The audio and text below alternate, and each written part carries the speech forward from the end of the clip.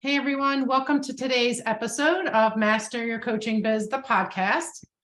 And today's guest is Heather Remec, and she is with SalesSong. She's actually the owner of SalesSong Studios, which is a digital marketing agency. And they do a couple other things too. So let's say hi, Heather. How are you doing? Yeah, I'm doing great. How are you? Good. Tell us a little bit more about you and your agency. Yes. So my agency has been around for 8 years. So we started in the digital marketing space. It's still a little bit of the Wild West, but it was really the Wild West back then.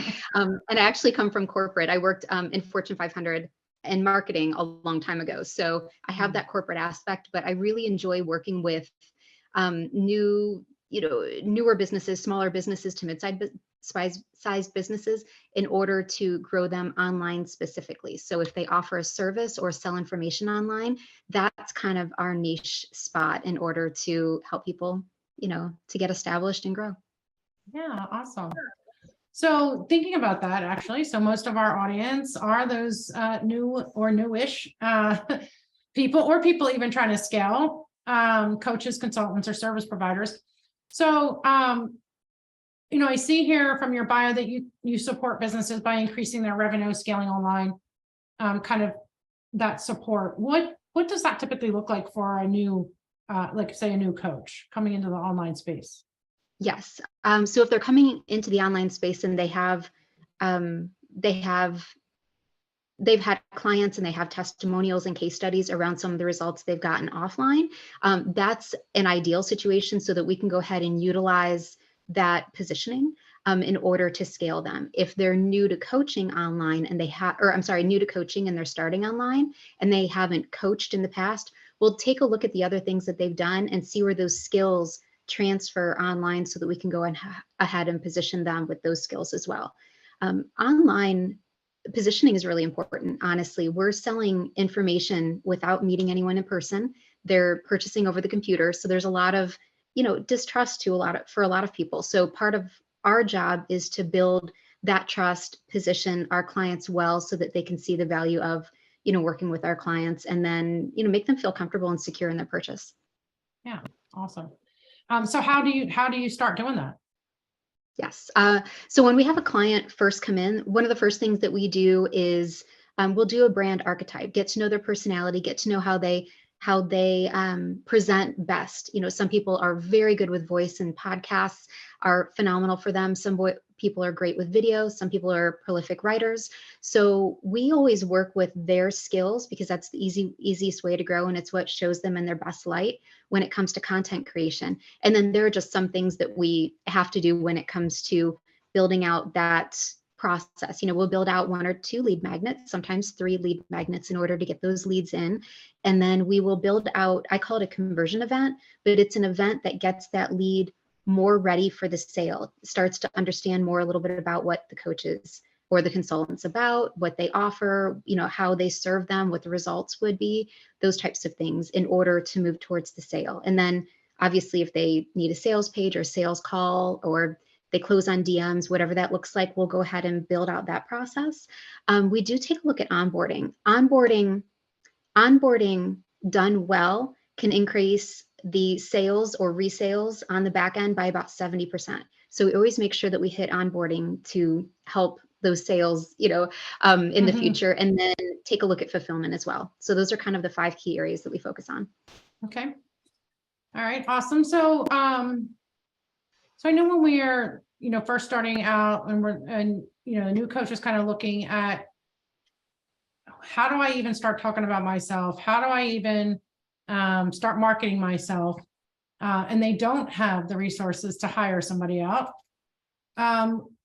It's about getting visible, right? Getting seen out there. So it is. How do they do that? How do they stand out from the crowd? Yes. So when it comes to being seen and visibility, some of the first things that they can do are to, join Facebook groups with their target audience. So, well, actually their target audience as well as others who offer services in the space. Their target audience are who they would focus on maybe serving and giving information to inside of Facebook groups. They're not going to pitch them, but they're going to position themselves as an expert and provide knowledgeable answers to questions, things of that sort. That's a great way to stand apart.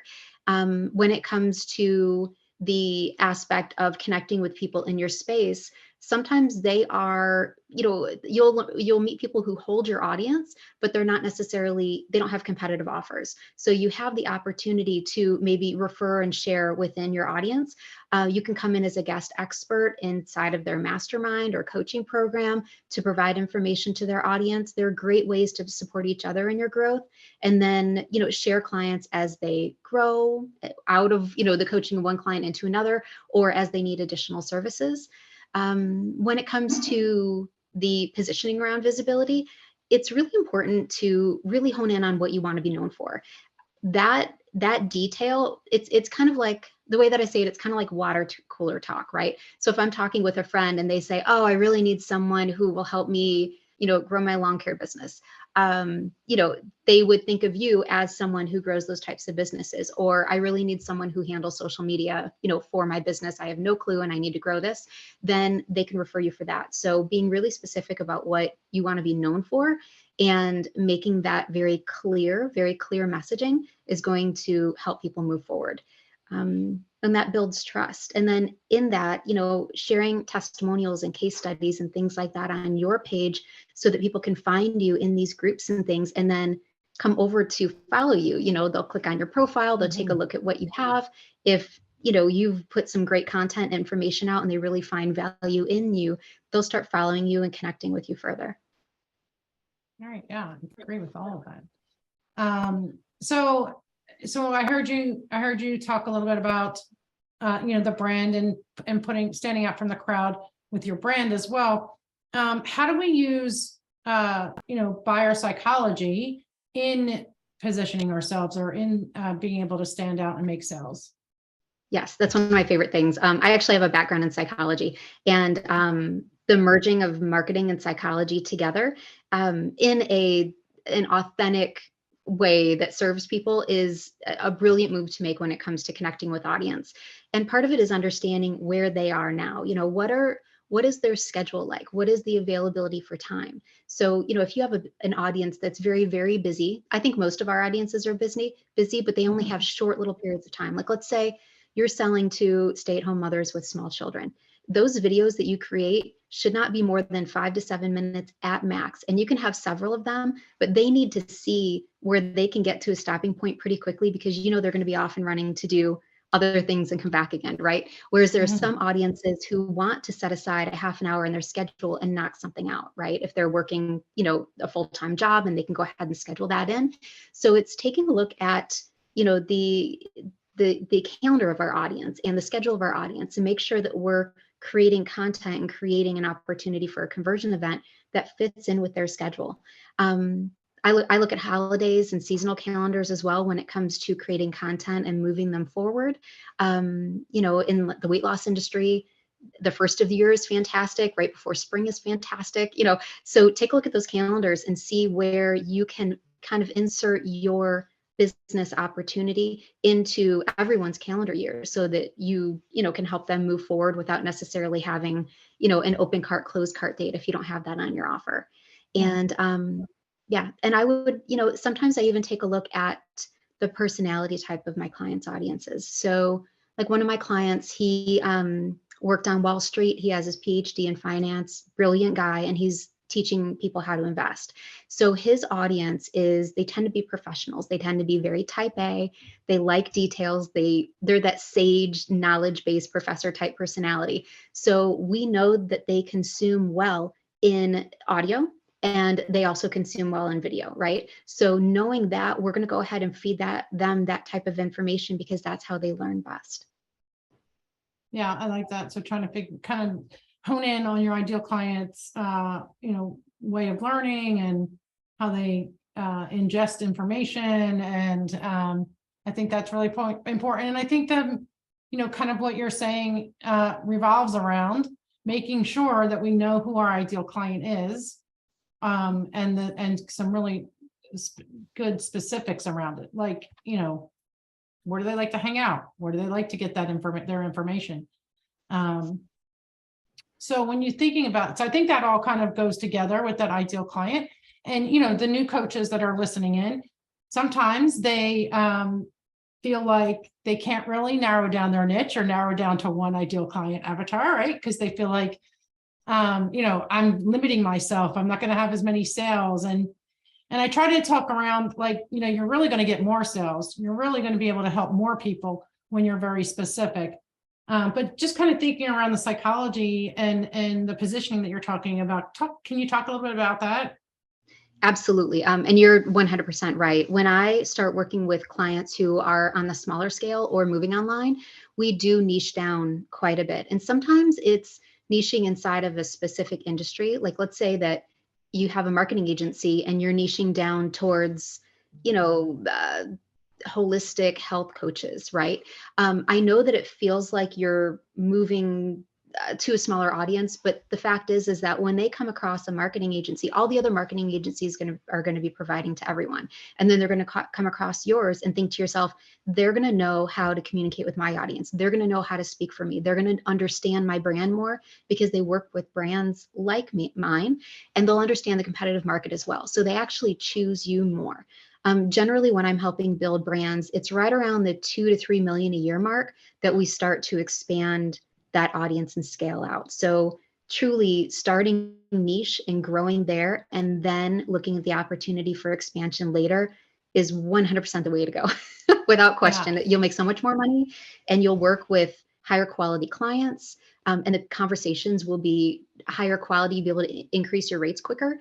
Across the board, it's a better choice. Yeah. Okay. I agree with all that. So let's kind of switch gears a little bit. So, you mentioned a couple of times if somebody's coming online. So there's a lot of coaches. I mean, I would say that a good number are online now since COVID, the last, 3 years, 2.5 years. Most people have had to move on, but there's some people that are just starting to do that. What would you say is like, what are the basics? Like, what do they have to have in place in order to be able to move their expertise online and also, increase their visibility and maybe potentially retain the offline business as well? Yeah, absolutely. And part of the retaining the offline business while growing your online business is going to be schedule and making sure that you're scheduling time to grow that online business as well and serve people there. When it comes to what you need, everyone moves directly to a website. And that's actually one of the last things you need. I've had clients get to 1 million a year without a website. And we'll build out a website for them when they come in just to make sure that we have that, that in place and that solidity, but you do not need that initially. So investing heavily inside of that does not make sense, for most people, at least. I would definitely focus on getting your network together, whatever social media platform you're utilizing, make sure that you have good quality content there, maybe some pinned posts around what it is you do and who you serve so that they can go there and take a look at that content, and put together a lead magnet. And like I said, some, a conversion event or some conversion events. That could be a challenge. We've done dozens of challenge launches. We've done lots of webinars. Sometimes it's some sort of a training that's kind of a training around your core methodology. Those types of things will move people forward, and they'll generally build trust and build connection quicker than a website will. Websites are great for information. They'll kind of pop around, they'll take a look at your tabs, they'll look at your about page and all that, but that's not necessarily something that's moving them towards a sale as quickly as the connection points that I spoke about. And it's something you said earlier, which I really want to bring attention to too, is take a look at where your audience already is and go there. They're already there. Like, don't create another pool for them to swim over to. Be where their pool already is. So if you know your target audience is hanging out on Instagram, or if they're hanging out on LinkedIn, that's the place to start to build and really put out good content. I will add though that like LinkedIn is a great place to build when it comes to professionals. But when you pick up your phone and you take a look at the tabs, that you click on your button, the buttons that you click on your phone, LinkedIn isn't one that people are clicking over and over again throughout the day, right? It's just not getting hit as often. So if you do have an audience on LinkedIn, I would say to also create a following on one of the platforms that is more comfortable. It's more leisurely, right? Like Facebook or Instagram, if your audience is there too, so that you can put content there and they will follow you there when they're going to look at their grandkids' pictures or their, niece's graduation or whatever the case may be. Whereas with LinkedIn, they'll hit that less often, but it's a little bit more when they're kind of business minded. Yeah, no, I agree.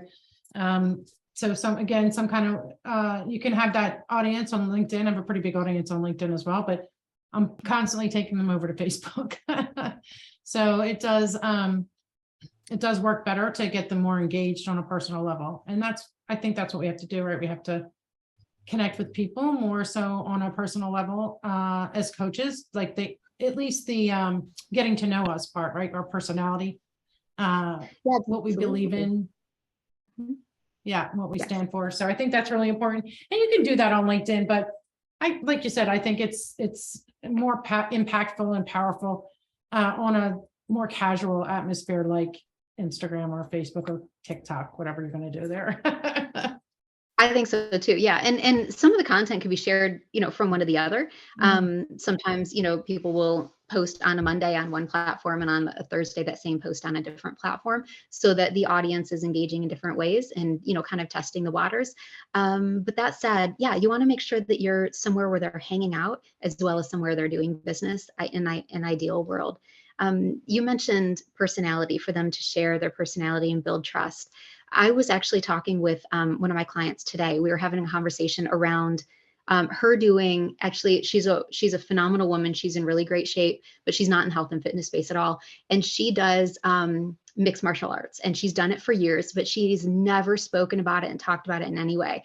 And I told her, I'm like, that's a really interesting thing to talk about, because not only does it show that you're fit, so people who value that inside of a coach or consultant will be attracted to that, but also there's a mental aspect to that that's really enticing, and people probably want to learn more about it. So if you could talk about that in the mental aspect, I think that's the control and the, there's a whole approach around the control and the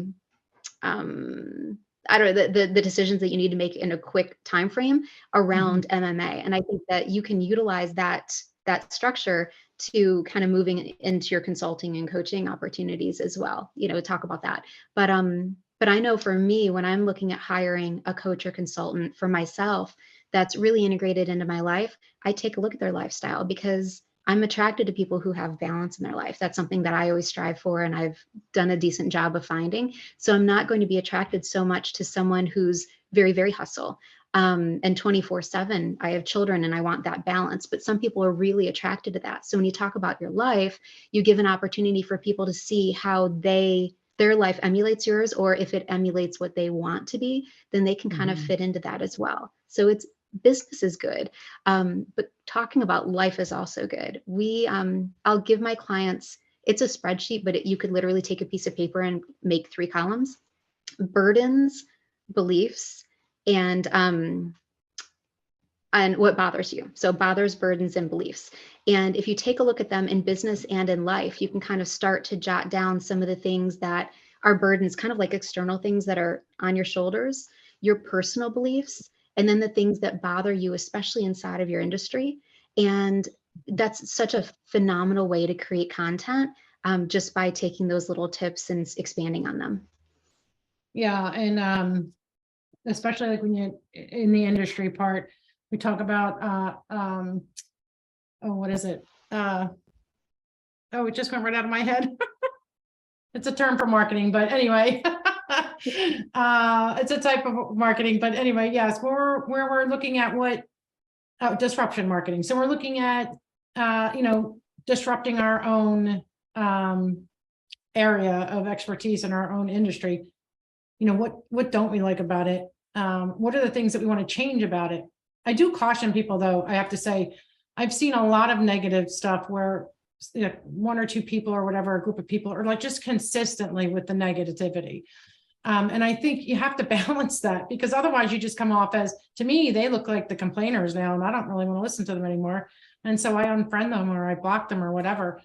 So I think disruption marketing has its place, but I caution everybody to look at, give the opposite view. Like if you're looking at something that's not working, then give the answer to what will work, or, an option, and don't just leave it like that you're complaining.